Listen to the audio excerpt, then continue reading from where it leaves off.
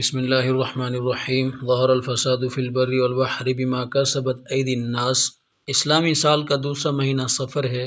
اس کے متعلق لوگوں میں مختلف عقائد و نظریات توہمات کی صورت میں پائے جاتے ہیں۔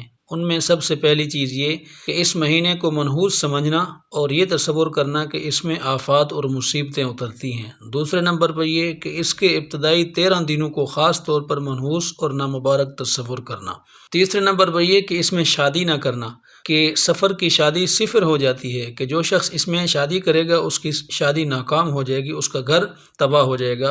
اور سفر کے گزرنے کا انتظار کرنا، جیسے ہی سفر کا مہینہ گزرے تو ربیع الاول کے اندر تمام شادیوں کا اہتمام کرنا۔ چوتھے نمبر پر یہ کہ اس میں سفر نہ کرنا، کہ اگر سفر کریں گے تو نقصان ہو جائے گا۔ اور پانچویں نمبر پر یہ کہ خوشی کی محفلوں کو منعقد نہ کرنا۔ اور چھٹے نمبر پر یہ کہ شفا کی نیت سے گھاس کے اوپر چلنا، کہ اس سے ہمیں شفا ملے گی۔ یہ یا اس جیسے دیگر نظریات، ان کی بنیاد دراصل ایک حدیث ہے۔ اس حدیث کے الفاظ ہیں کہ من بشرنی بخروج سفر بشرتہ بالجنہ، کہ جس نے مجھے سفر کے جانے کی خبر دی میں اس کو جنت کی خوشخبری دوں گا۔ اب اس حدیث کی حیثیت کیا ہے، یہ کس درجے کی حدیث ہے؟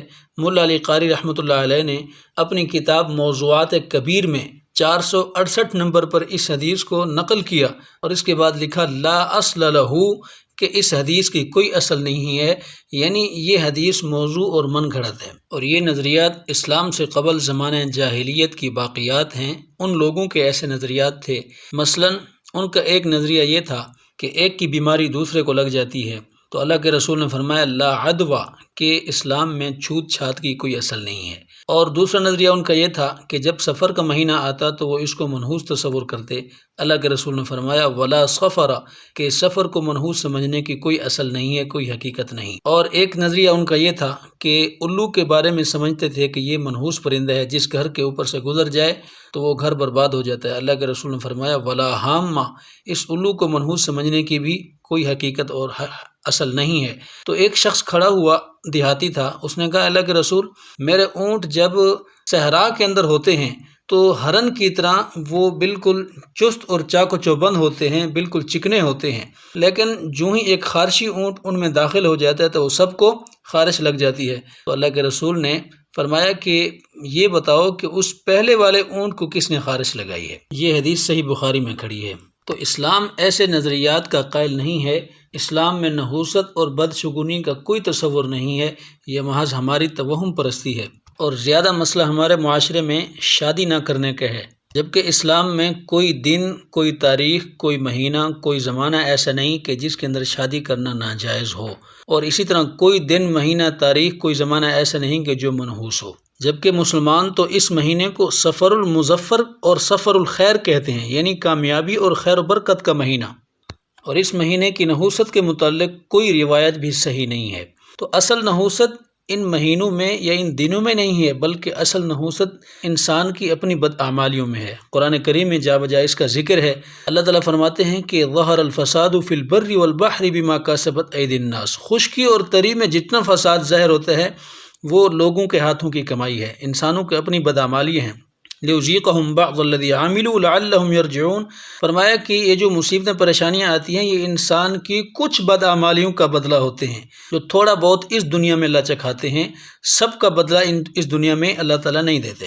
اور دوسری آیت میں اللہ فرماتے ہیں وما اصابکم من مصیبت فبما کسبت ایدیکم، کہ جو بھی تمہیں مصیبت پریشانی آتی ہے وہ تمہارے ہاتھوں کی کمائی ہے۔ ویعفو عن کثیر، فرمایا کہ بہت سارے گناہوں کا تو اللہ رب العزت اس دنیا میں بدلہ لیتا ہی نہیں، بہت سارے گناہوں کو معاف کر دیتے ہیں۔ اگر سب گناہوں پر اس دنیا میں پکڑ شروع ہو جائے تو اس دنیا کے اندر کوئی بھی جاندار زندہ باقی نہ رہ سکے۔